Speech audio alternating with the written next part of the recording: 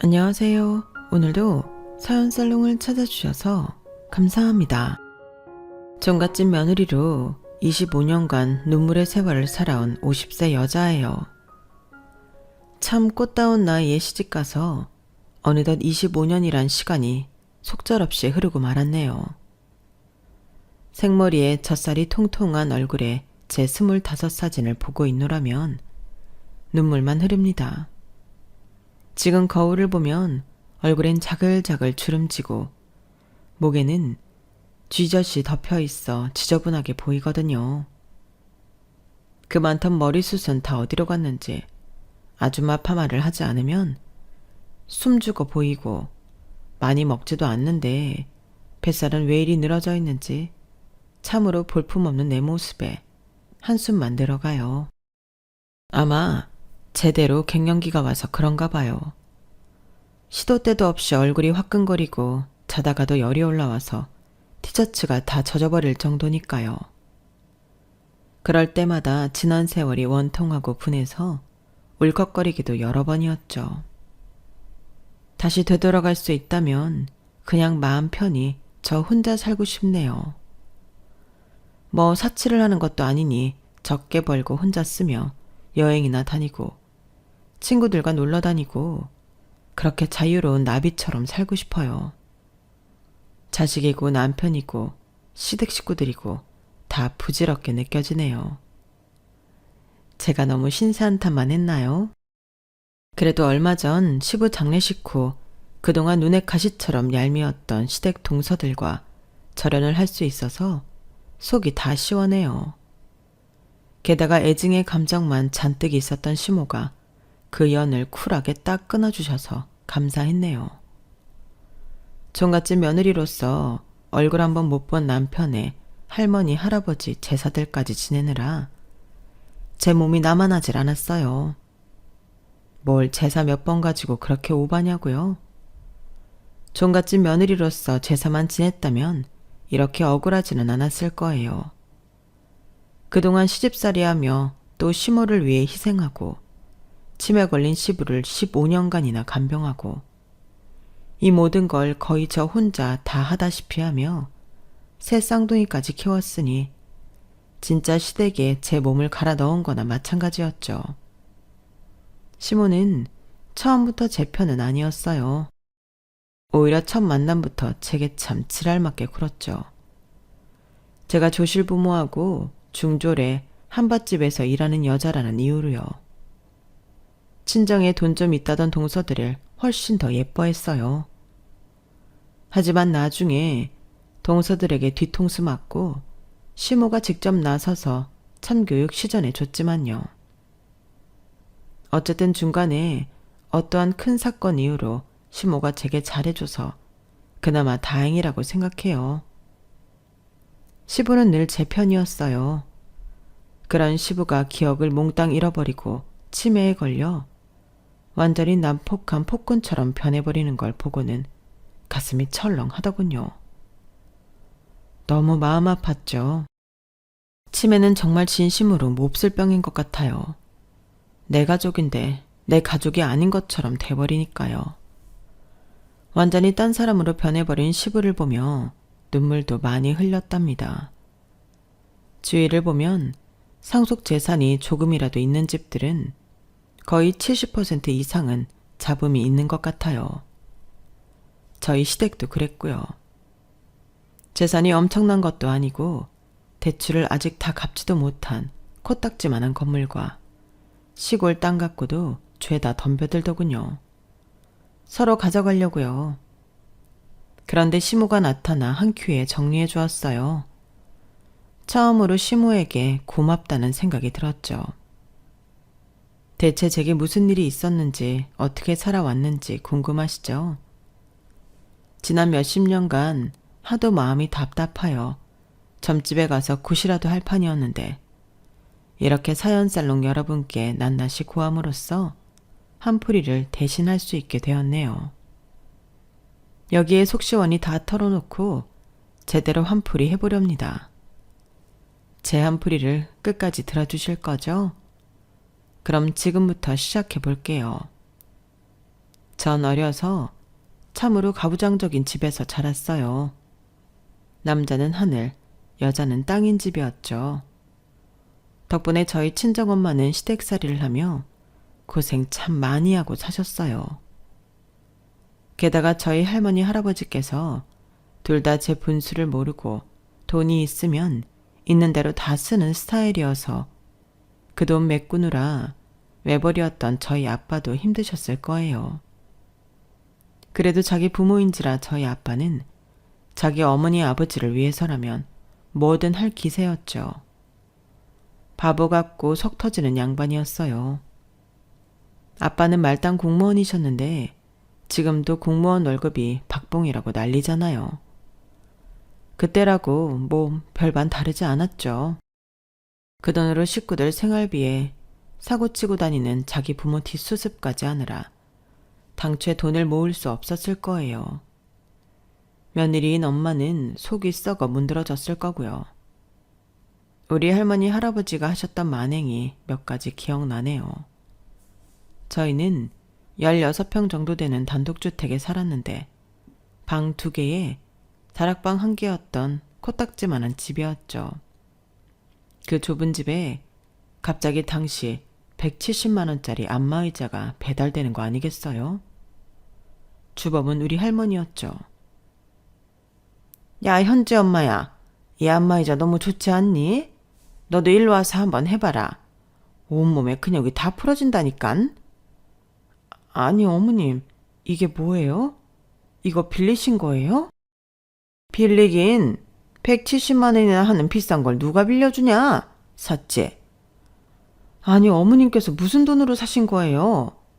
지난달엔 90만 원짜리 옥장판을 갖고 오셔서 그 돈도 아직 다 못 갖고 있는데 또 이런 걸 들이시면 어떡해요?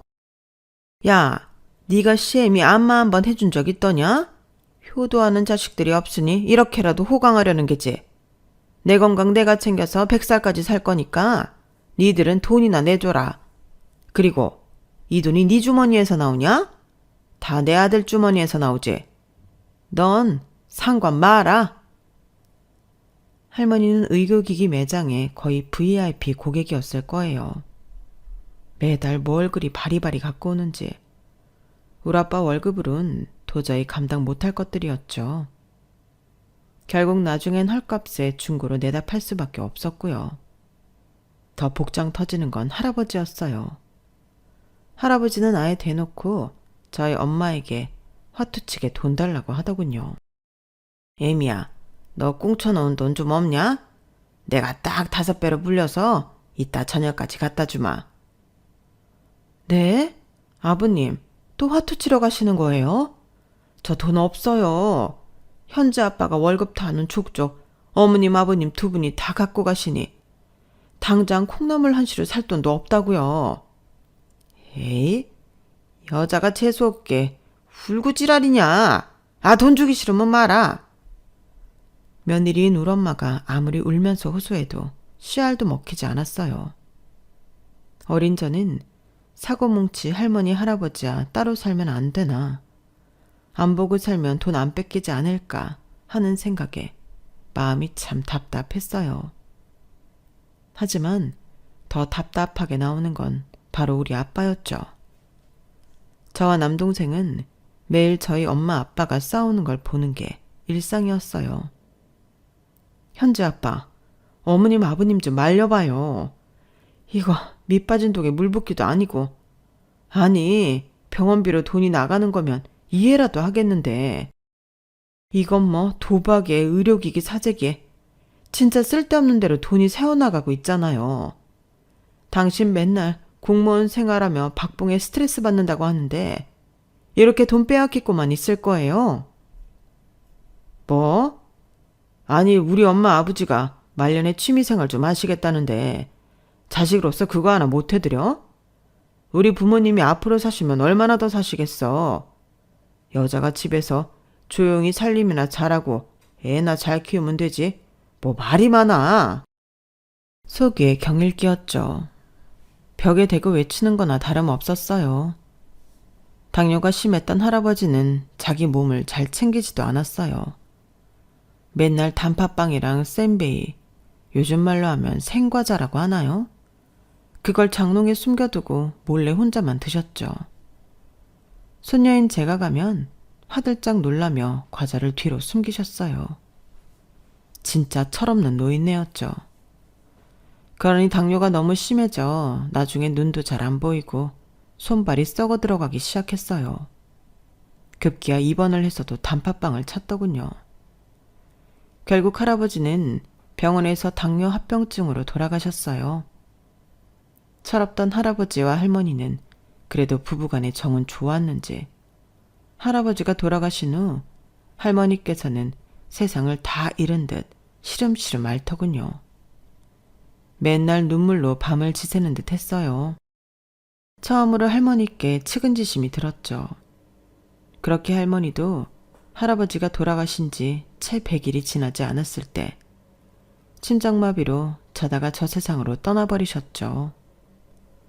거의 석 달 차이로 두 분을 떠나보내시고 장례식장에서 가장 많이 운 건 아빠나 직계 자손들이 아닌 엄마였어요. 엄마는 몸이 축 처질 때까지 땅에 코를 박고 우시더군요.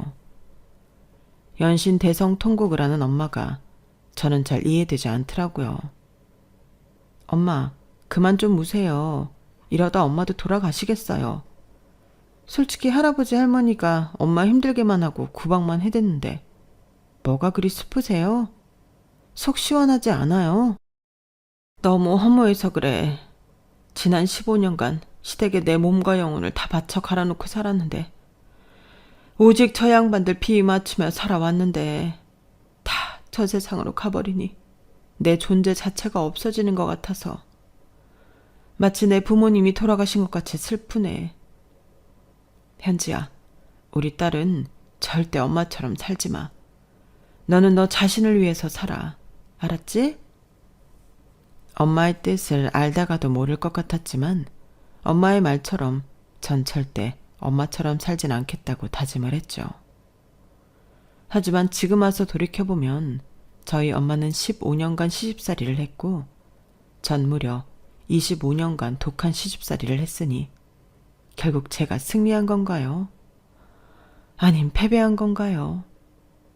여튼 제가 바보 천치였음은 기정사실이네요. 하지만 어쩌겠어요. 결혼하기도 전에 속도 위반으로 새 쌍둥이가 생겨버려서 제대로 코가 깨어버린걸요. 다 제 팔자를 제가 스스로 마구 꼬아버린 거죠 뭐.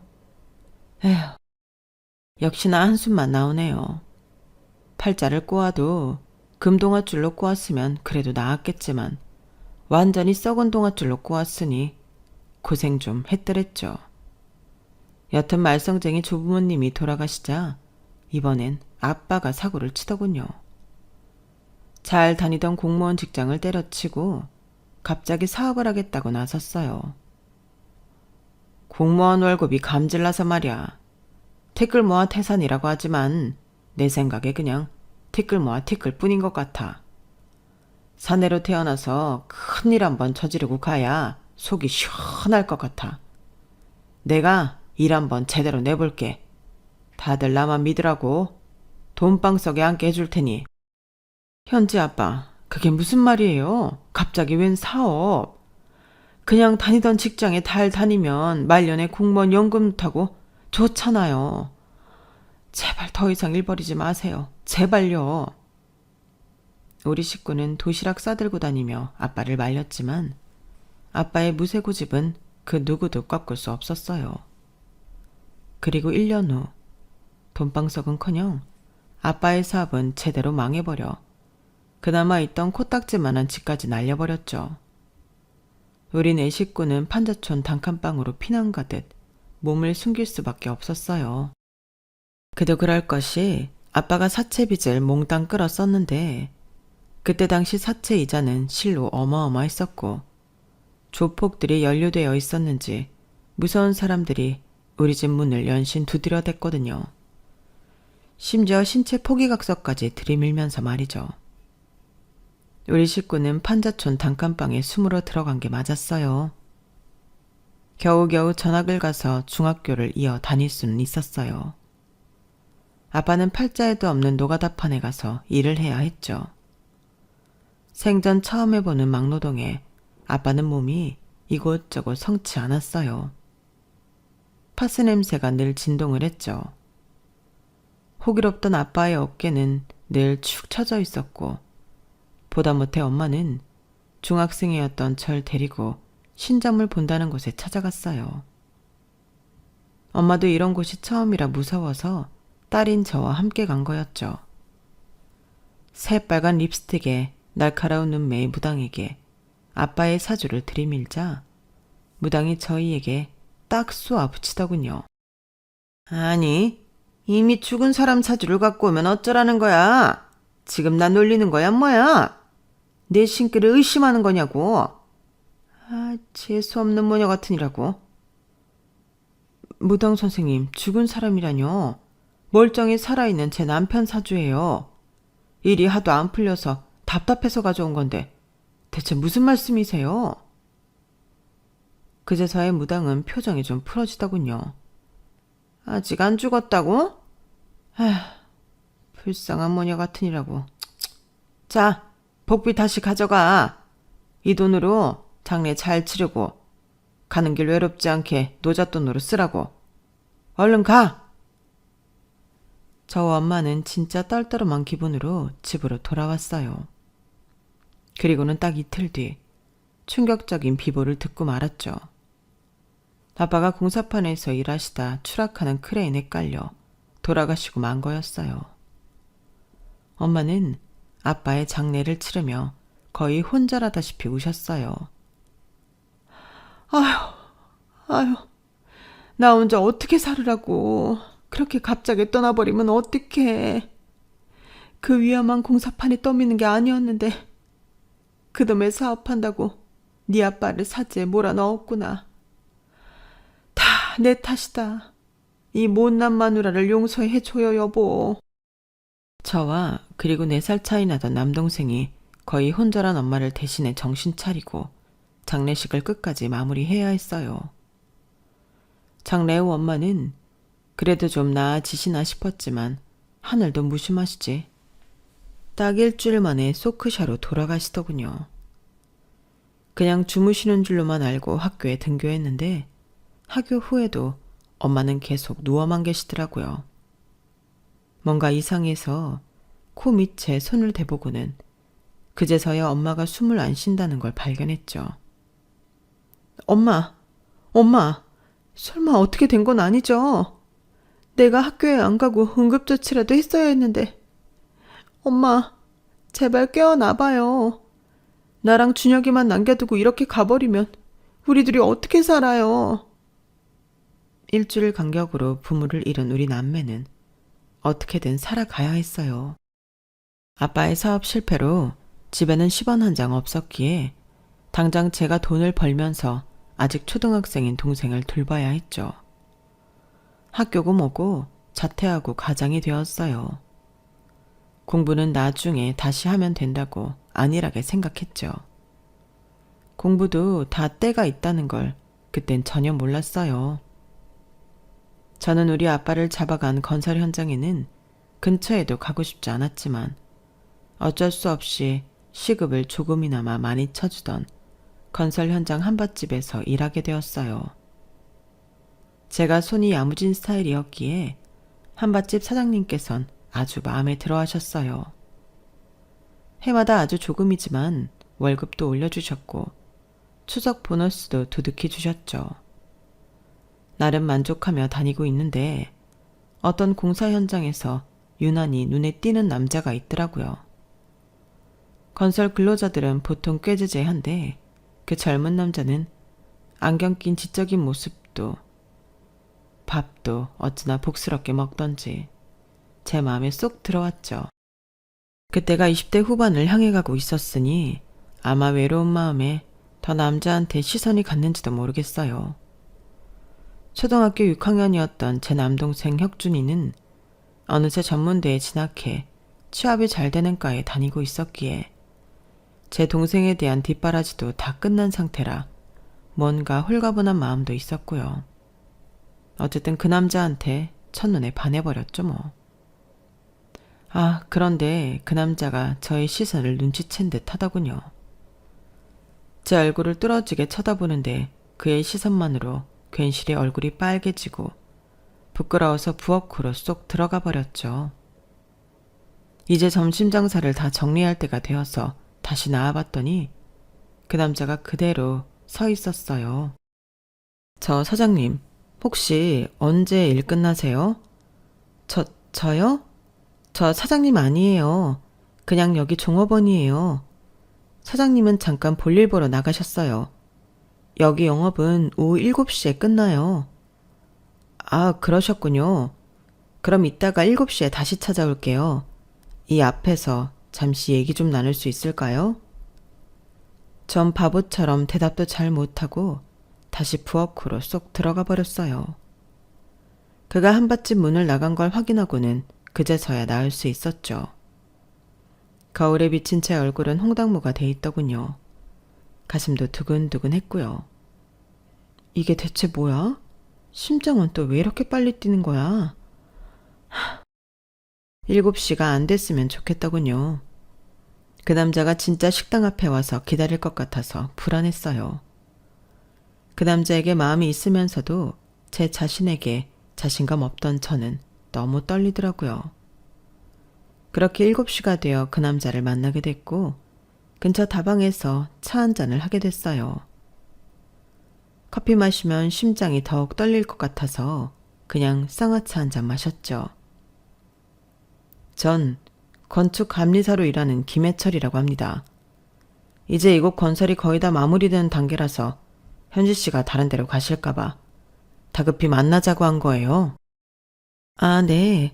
저희 일이 늘 건설 현장 따라서 이동하는 일이니까요. 그런데 제 이름이 유현지인 건 어떻게 하셨어요? 그게 궁금하세요? 현지 씨가 절 쳐다보기 시작하기 훨씬 전부터 계속 바라보고 있었어요. 주인 아주머니나 여기 근로자분들이 현지 씨 이름 부르는 걸 듣고 알았죠. 이름처럼 얼굴도 아름다우시네요. 곧 다른 데로 가버리신다니 제 마음이 급해집니다. 전화번호 좀 알려주시겠어요? 그때 당시 고시원 살고 있었는데 고시원 사무실 전화번호를 알려줬어요. 당연히 전화는 자주 못했지만 그 후로 한밭집에서 매일 점심시간에 서로 비밀스러운 눈빛을 주고받았죠. 일 끝나고 항상 데이트하던 건 당연했고요. 누가 먼저랄 것도 없이 사귀잔 말도 없이 서로에게 푹 빠졌어요. 진짜 오랜만에 느껴보는 따뜻한 마음이었죠. 엄마 아빠 돌아가시고 세상을 전투적으로 살아왔기에 내 삶은 차가운 전쟁터나 다름없었는데 남친과 사귀면서 보일러 한껏 튼 것처럼 따뜻하고 훈훈하게 느껴지더군요. 그때가 제 인생에서 가장 행복했던 나날 같아요. 모든 게 다 평온했죠. 그는 나이가 좀 많았어요. 자긴 운명을 믿기에 그동안 여자도 소개 안 받고 연애에 소극적으로 지내다 보니 어느덧 30대 중후반의 나이가 돼버렸다더군요. 집에서는 아들 셋 중 맏아들이다 보니 결혼을 빨리 하고 싶어 했어요. 제 나이 25살밖에 안 됐는데 첫 연애 상대인 남친이 결혼 이야기를 꺼내니 제 마음도 다급해지더군요. 우리 아빠 엄마 다 흑수저 출신이지만 공인중개사 일하면서 운 좋게 헐값에 원룸 건물을 경매받게 되어 지금은 월세 받고 사셔. 다들 너그러운 분이시니 우리 현지 사정 다 이해해 주시고 며느리로 환영해 주실 거야. TV나 이런 데 나오는 악독한 시댁 식구들 아니니 너무 걱정 마. 남친이 다독여줬기에 전 용기를 내서 그와의 결혼을 현실적으로 생각하며 예비 시부와 시모를 가벼운 마음으로 찾아뵐 수 있었어요. 그런데 앞불사 남친은 TV에 나오는 악독한 시댁 어른들이 아니라고 했지만 현실은 훨씬 더 악랄하더군요. 특히 시모가 저의 조건을 마음에 안 들어 했죠.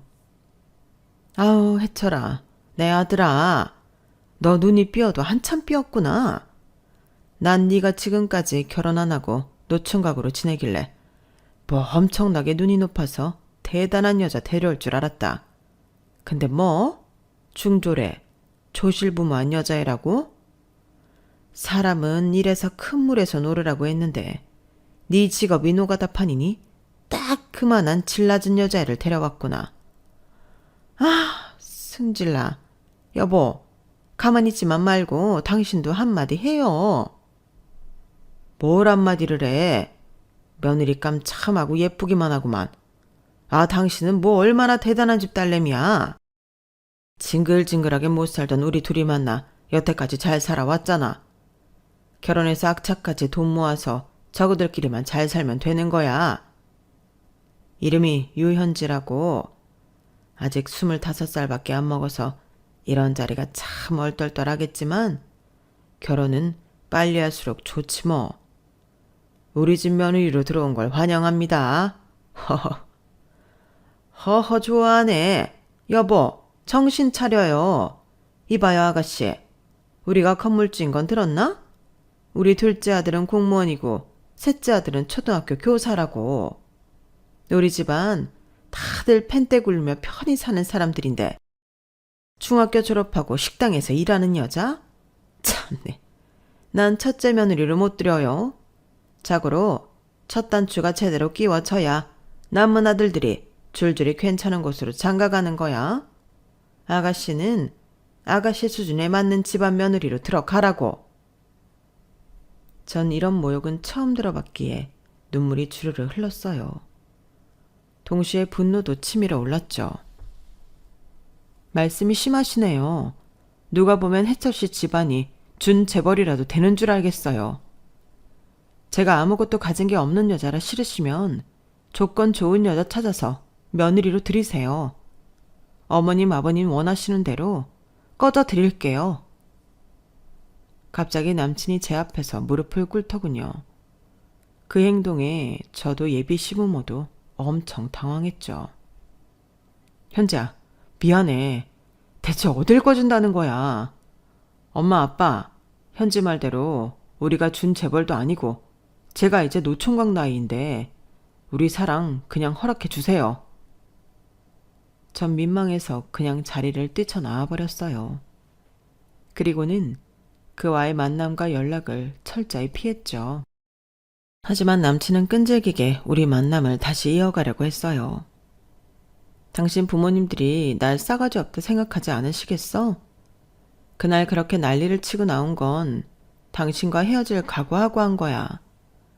평생 환영받지도 못할 결혼 생활을 왜 시작하려고 해? 당신은 당신 수준에 맞는 조건 좋은 여자 만나 결혼해. 당신 부모님께 효도하라고. 안 돼. 그럴 수 없어. 난 우리 현지랑 결혼해서 아이 낳고 행복하게 오래오래 살 거야. 절대 이혼 같은 거 안 하고 말이야. 현지야, 나랑 사는 거지 우리 부모님하고 사는 거 아니잖아. 그리고 이거 받아. 이거 우리 아버지가 주신 거야. 현지랑 다시 잘해보라고 하셨어. 우리 사이 응원해 주셨다고. 그가 제게 건넨 건 낡은 반지였어요. 너무 깜짝 놀랐죠. 이거 우리 할머니가 아버지한테 물려준 반지래. 낡았지만 순금에 귀한 거야. 당장 결혼하기 부담스러우면 당분간은 그냥 데이트만 하자. 현지랑 손잡고 여기저기 다니고 싶어. 그게 내 최대의 행복이야. 그의 프로포즈를 당장 받아들일 수는 없었지만 아버님으로부터 반지까지 건네받은 마당에 헤어지기 싫었어요. 남친을 아직도 많이 좋아했거든요. 우린 일단 다시 한번 만나보기로 했죠. 조심스럽게 만나고 싶었으나 하늘은 그런 여유를 허락하지 않더군요. 제 뱃속에 쌍둥이 아이들이 생겨버린 거죠. 무려 3쌍둥이였어요. 남친은 입이 귀에까지 걸리며 좋아하더군요. 진짜로 사람도 많은 곳에서 탈춤을 덩실덩실 추더라고요. 웃겨 죽는 줄 알았네요. 동네 사람들, 내가 3쌍둥이 아빠가 된다네요? 아, 행복해라. 이 세상 최고로 행복한 사람은 바로 나라고요. 그렇게 결혼까지 일사천리로 하게 되었어요. 3쌍둥이를 임신했다는 소식에 시모도 두 손 두 발 다 들었다더군요. 시부가 환영해준 건 당연했고요. 하지만 시모의 마지막 조건은 바로 합가였어요. 지금 생각해도 참으로 무시무시한 최후의 조건이었죠. 네가 애를 3명이나 배워왔다는데 내가 뭐 어쩌겠냐만 네가 조실부모하고 가정교육도 제대로 못 받았을 테니 우리랑 같이 살아야겠다. 이 시애미가 단단히 교육시켜줘야 하니. 배부른 채 웨딩드레스 입고 싸구려 웨딩홀에서 결혼식을 진행한 뒤 바로 시부모의 집에서 시댁살이를 시작했어요. 입덧은 왜 그리도 심한지. 새쌍둥이라 그랬는지 어쨌든 밥 냄새도 싫더군요. 밥 한 숟갈이라도 먹으면 노란 위에까지 다 토할 정도였으니까요. 청소는 맨날 나한테 다 시키면서 깨끗한 척은 혼자 다 하던 시모는 제가 입덧 때문에 변기를 부여잡고 토할 때마다 더럽다고 난리를 쳤어요. 더러워. 시부모가 밥 먹는데 꼭 더럽게 구토를 해야겠냐? 그럼 간 김에 화장실 청소까지 단단히 하고 나와라. 쌀데기 없는 딸내미 3명이나 임신했다면서 유난 떨기는. 자고로 고추 달린 아들이 최고인 거다. 나 봐라. 떡두꺼비 같은 아들내미 3명이나 낳으니 얼마나 든든하냐. 며느리를 팥출부처럼 부려먹을 수도 있고 사위였으면 이렇게 부려먹을 수나 있겠어 어디? 토하면서 시모의 저런 개소리를 듣고 있노라니 눈물이 펑펑 나더군요. 임신하고 나니 친정엄마가 없다는 사실이 사무치게 서러웠어요. 마치 눈알까지 쏟아져 나올 만큼 얼굴에 핏대 세우며 구토한지라 시모 말에 대꾸할 기력도 없는데 그래도 내 편인 시부가 대신 대꾸해 주더군요. 아니 여보, 말 뻔세하군. 우리 큰며느리가 무슨 이 집 파출부야? 제 몸도 무거운데 앞으로 당신이 살림 다 해. 뱃속에 아기 3명이나 들어있으면 얼마나 힘들겠어? 여자의 척은 여자라더니 당신도 출산해봤으면 힘든 거 뻔히 알면서 며느리를 부려먹으려 해? 늘 제 편을 들어주는 시부에게 진짜 감사했어요. 그 후로도 시부가 정신줄을 놓기 전까진 마치 친정아버지처럼 다정하게 대해주셨죠. 전 3명의 딸내미들을 출산일까지 제 뱃속에 품고 있기 너무 힘들어 병원의 제안하에 제왕절개로 좀 일찍 나왔어요. 신생아일 때는 잠을 거의 잘 수 없었지만 그래도 조금 키워놓으니 그렇게 예쁠 수가 없더군요.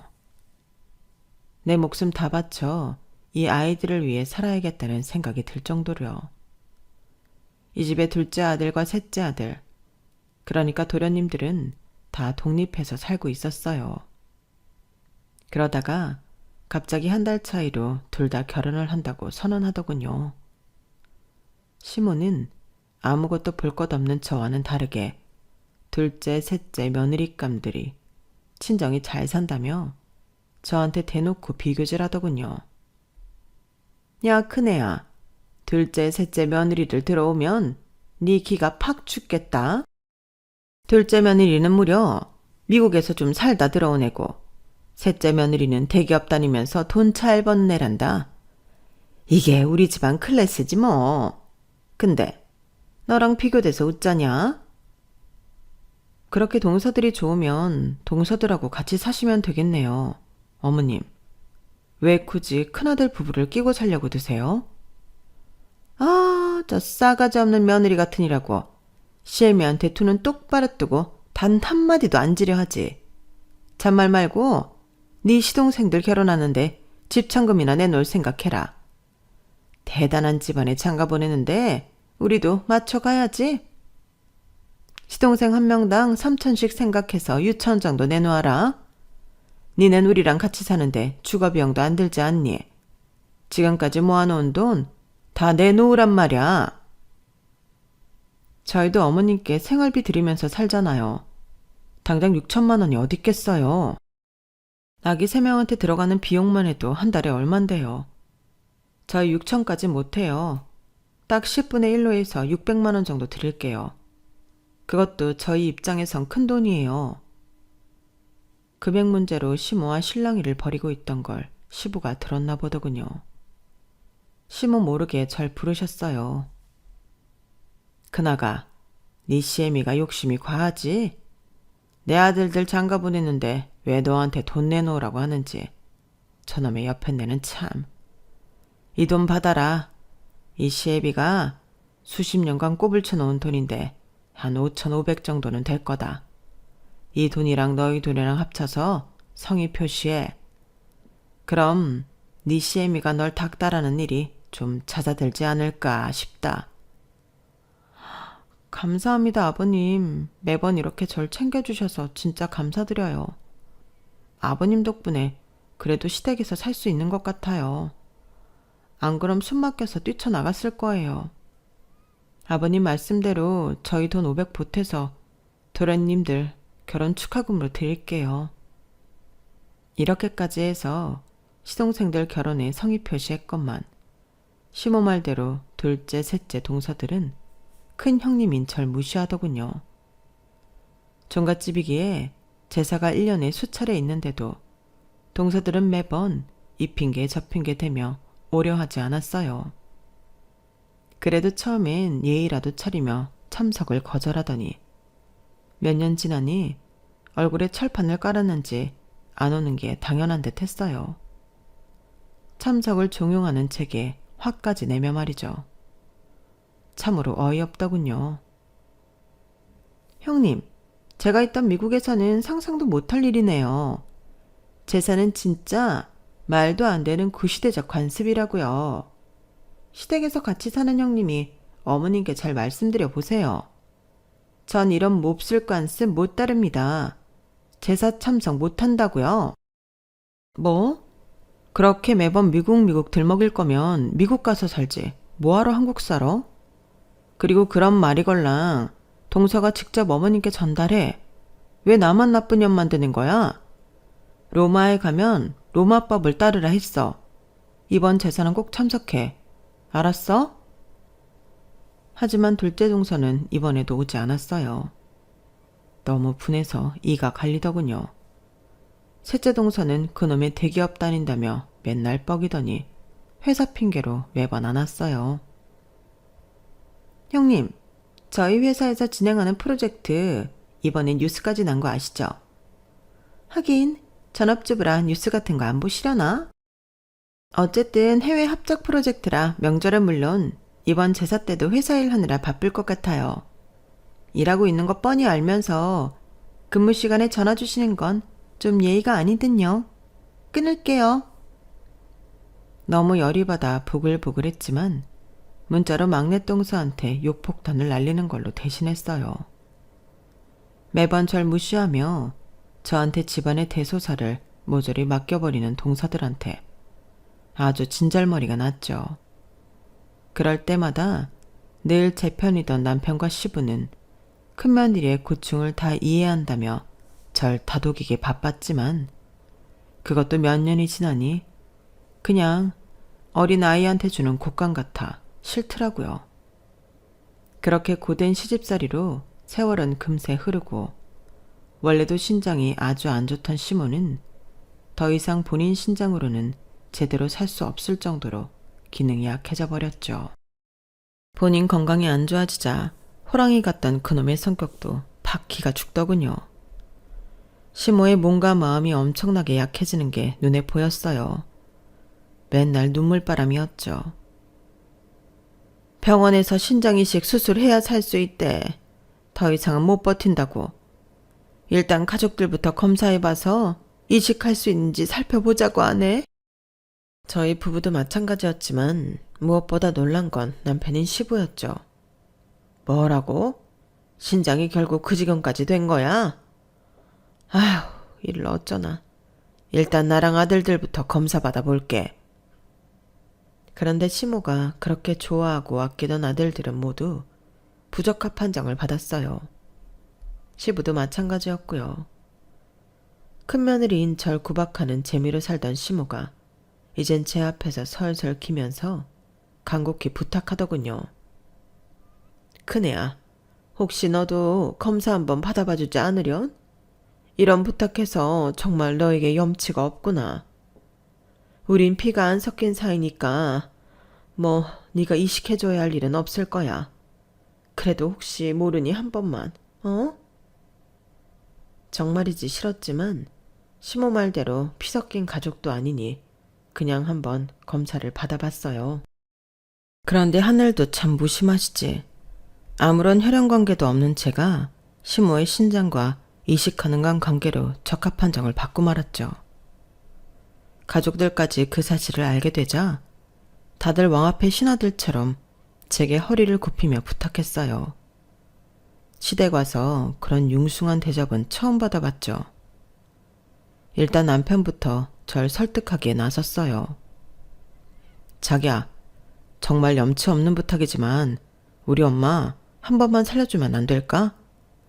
또 다른 적합한 신장을 찾기에 시간이 너무 없다고 하니 큰아들인 내가 너무 초조해서 말이야. 그 다음은 당연히 시부였어요. 시부는 심지어 눈물까지 보이면서 제게 부탁하더군요. 큰애야, 네 시애미가 너한테 미운 짓 많이 한 거 내가 다 알고 있다만 산 사람은 살아야 하지 않겠니? 이식만 해주면 이 은혜 내가 평생 잊지 않을 거야. 시부가 울면서 제게 부탁하니 괜시리 저도 눈물이 났어요. 아버님, 한마디만 할게요. 왜 다른 며느리들한테는 검사 받아보라는 부탁하지도 않으시면서 저한테만 다들 이러는지 이해를 할 수가 없네요. 그래도 우리 딸내미들의 친할머니이고 저와 신장이 맞다고 하니 이식해드릴 용의는 있어요. 다만 지금까지 이 집안에 시집 와서 시집살이 해온 제 고충을 좀 알아주셨으면 좋겠어요. 큰애야, 정말 고맙다. 내가 진짜로 가족으로 생각하는 며느리는 너 하나야. 이 시애비의 마음을 헤아려줘서 고맙구나. 시애비로서 앞으로 더 잘해줄게. 진짜 고마워. 그렇게 수술대에 올랐고 이식 수술은 잘 마쳤어요. 당연히 하나의 신장으로 살아가는 게 쉽진 않았지만 다행히 시모나 저나 부작용 같은 건 없더군요. 그 후로도 참으로 고마워하던 시부는 앞으로 제게 잘해준다던 본인이 했던 약속을 지키지 못하고 정신줄을 놓아버렸어요. 시부에게 갑작스레 치매가 찾아온 거였죠. 불행히도 착한 치매 이런 거와는 전혀 거리가 먼 치매였어요. 그렇게 다정하고 젠틀하던 시부가 완전히 폭군이자 싸움꾼으로 변해버리더군요. 때론 무섭기까지 했어요. 야, 밥! 왜 밥 안 줘? 밥! 밥! 아버님, 방금 드시고 설거지까지 다 했는데 또 식사를 하시려고요? 방금 먹은 거 기억 안 나세요? 고등어 조림이랑 맛있게 드셨잖아요. 야, 밥 달라고, 밥! 맨날 같은 말 되풀이하면서 집안 집기를 때려부수기도 했어요. 새 쌍둥이를 키우면서 집안일까지 도맡아 하던 제가 도저히 감당이 안 돼 시부를 오전엔 치매센터에 보내고 오후에만 저와 시모가 번갈아가며 돌봤어요. 시모는 저로부터 신장이식을 받은 후엔 아주 순한 양으로 변해서 절 마치 친딸처럼 잘해줬어요. 큰애야, 너한테 시아버지 저런 꼴까지 보게 해서 정말 미안하다. 못낸 시애미 나한테 신장까지 떼어준 너한테 고생을 또 시키는구나. 에휴, 나나 저 양반이나 얼른 죽어야지. 어머님, 산 사람은 살아야죠. 누구나 다 최후엔 늙고 병들어 죽는 거 아니겠어요? 아버님이 치매에 걸리기 전에 저한테 얼마나 잘해주셨는데요. 그거 생각하면 별로 힘들지도 않아요. 고맙다, 큰애야. 이렇게 착한 너를 내가 왜 지난 세월 그렇게도 모질게 굴었는지. 나도 시애미 역할이 처음이어서 그랬나 보다. 정말 미안해. 시모와 뭔가 진짜 가족이 된 기분이었어요. 이제 와서 말이죠. 건강했던 시부는 치매에 걸리고서도 한참을 정정하게 사셨어요. 그랬기에 가족들이 더 힘들긴 했어요. 그래도 저한테 잘해줬던 기억 그거 하나 부여잡고 몸이 부서져라 열심히 간병했네요. 그동안 둘째, 셋째 동서들과 심지어 시동생들마저 거의 찾아오지 않았어요.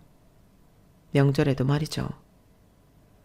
그들에게 열이 받은 시모가 소리치고 아버지 좀 찾아뵈라고 애원도 해봤지만 아들들도 안 오는데 며느리들이 찾아오겠어요. 참으로 괘씸한 년놈들이었죠. 그러다가 그들이 찾아온 건 바로 시부 장례식 때였어요. 아직 대출도 다 갚지 못한 낡은 건물 하나와 시골에 있는 땅이 시부 명의로 되어 있다는 걸 그들도 알고 있었기 때문이죠. 시부는 자다가 갑자기 심장마비로 돌아가셨어요. 마치 어렸을 적 우리 친정 엄마가 돌아가셨던 그 자세 그대로 꼿꼿하게 마치 잠든 것처럼 돌아가셨더군요. 엄마 생각이 나서 119 구급차가 올 때까지 엄청나게 울었네요. 아버님, 이렇게 갑자기 돌아가시면 어떡해요. 뭘 해도 저승보당 이승이 나은 건데. 저 잘해드리지 못해 죄송해요. 아버님한테 짜증 부려 죄송해요. 장례식장에서도 시모와 부둥켜 안고 엄청 울었어요. 시부의 아들들보다 피 한 방울 안 섞인 우리가 더 많이 울었던 것 같네요. 그런데 갑자기 저기서 동서들끼리 큰 소리가 났어요. 아니 둘째 형님, 저희가 앞으로 아버님 제사 모실 거니까 저희가 건물이며 땅이며 상속받는 게 당연하죠. 형님은 맨날 미국에서는 제사 같은 건 있을 수 없는 일이라며 제사 한번 참석 안 하셨잖아요. 왜 갑자기 아버님 재산에 욕심을 부리는 거예요? 뭐야? 아니 막내 주제에 눈에 뵈는 게 없나 보네? 그런 동서는 뭐 맨날 대기업 다닌다고 연봉이 어쩌네 자랑하면서 막상 일 바쁘다며 시댁 한번 오지도 않았잖아? 그러면서 갑자기 제사 가져가고 아버님 재산 다 물려받겠다고? 웬 도둑놈 심보야. 전 어이가 없었어요. 지금껏 25년간 저 혼자 시댁 살림 다 하고 제사 다 모셔왔는데 그동안 두 손 놓고 방관하던 두 동서가 지네끼리 싸우며 시부 재산 갖겠다고 싸우는 꼴이라니. 제가 나설 수밖에 없었죠. 거기 동서들, 맏며느리인 내가 지금껏 다 해왔는데 이제 와서 다 뺏어가겠다고? 아버님 재산까지? 그럴 순 없지. 여태 해오던 대로 내가 제사 다 지내고 재산도 우리가 물려받는 게 맞는 거라고. 그러자 갑자기 뒤에서 시모가 사자어를 내지르며 달려오더니 냅다 둘째, 셋째 동서들의 머리를 쥐어뜯더군요. 야, 둘째, 셋째 니네 결혼해서 한 짓들을 내가 모를 줄 알아? 너 둘째 며느리 저번에 마지못해 시댁 왔을 때 네 아들인 영호가 네 핸드폰 갖고 게임할 때 카톡 슬쩍 봤다. 너 웬 외간 남자랑 놀아나는 것 같더라? 그리고 CM이 인내욕을 그렇게도 천박스럽게 짓거려놨더라. 내가 모를 줄 알았냐? 우리 아들 이혼 안 시키려고 모른 척하고 있었다만 이제 내 남편도 죽은 마당에 니네들끼리 이혼을 하든지 말든지 마음대로 해라. 나도 이제 2판 4판이다. 그리고 너 막내, 니녀는 나이 40이 다 되도록 애가 없길래 비싼 돈 들여 보약까지 해먹었다니 뭐? 딩크족? 피임을 해? 우리 막내 아들한테 다 들었다. 이런 고얀년 같으니라고. 니네 둘째 셋째 아들놈들도 다 꺼져라. 아버지 치매 걸려서 맨날 똥치라고 더럽다고 집에서 오지 않은 것들은 아들 자격도 없어. 이제 와서 제3모? 내 참 금수만도 못한 것들. 니네한테 한 푼도 안 줄 거다. 이 재산은 지금껏 25년간 시집와서 고생해온 큰며느리랑 큰아들 거니까 니네는 눈독 들이지 말고 당장 꺼져버려. 앞으로 자식은 큰아들 한 명뿐이라고 생각하며 살 테니 엄마한테 연락도 하지 말아라. 동서들은 본인들의 비밀을 다 알고 있는 시모의 말에 깨갱하며 혼비백산하고 다 흩어져 집에 가버리더군요. 더 이상 재산이니 어쩌니 입에 올리지 못하고 말이죠. 시모는 우리 부부에게 돌아와 다시금 일렀어요. 아버지 재산 다 니네 명의로 상속받아라. 우리 큰며느리 덕분에 제2의 인생을 살고 있는 내가 무슨 돈이 필요하겠니? 니네만 괜찮다면 난 이대로 너희와 한 집에서 살고 싶구나. 이제 나한테 가족은 너희뿐이니까. 저희 부부와 시모는 다시금 부둥켜 안고 울었어요. 그동안 미운 정 고운 정 다 들었기에 이제야 진짜 가족이 된 것 같았거든요. 이제 아이들도 많이 컸고 시모가 집안 살림을 많이 도와주기에 저도 나이 50줄에 커리어를 새로 시작해보려 공인중개사 시험에 도전하고 있어요. 저번에 낙방하긴 했지만 이번엔 꼭 합격할 수 있다는 자신감으로 동네 도서관에서 열심히 공부 중이네요. 시모와 남편, 그리고 우리 새 쌍둥이 딸내미들이 저에게 열렬한 응원의 힘을 보내주고 있어요. 요즘 참 기쁘게 공부하고 있네요. 마치 새로운 삶을 살고 있는 듯한 기분이 들기도 해요. 저 꼭 합격하라고 응원의 말씀 많이 해주세요. 지금까지 그래왔듯이 앞으로도 진짜 죽을 힘을 다해 열심히 살아보렵니다. 제발 이젠 꽃길만 펼쳐졌으면 좋겠어요. 여러분의 인생에도 찬란한 빛이 함께하길 기원할게요. 지금까지 저의 길고 긴 인생 이야기를 함께해 주신 여러분께 감사드려요. 건강하시고 행복하세요. 여러분, 사연 댓글에 응원과 현명한 조언 부탁드려요. 좋아요와 구독은 저에게 큰 힘이 됩니다. 오늘도 좋은 일 가득하세요.